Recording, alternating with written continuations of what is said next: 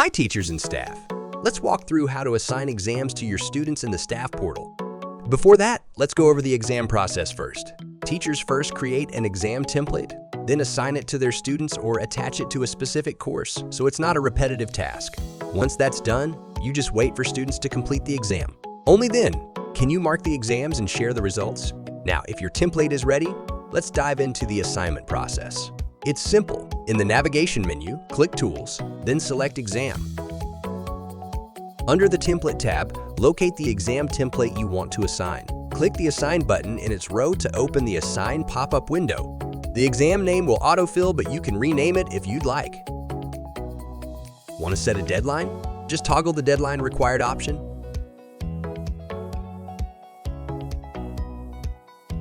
To make it easier to find the right students, use the filters for subject, course, or teacher. You can also search for the student name here or scroll to select them. Finally, click Proceed to send the exam to the chosen students. After assigning, you'll be taken back to the Templates tab. Let's switch to the Exam tab. You'll find every assigned exam here with their exam details and status. Now remember, the number of exams you see depends on the permissions set by your school's admin.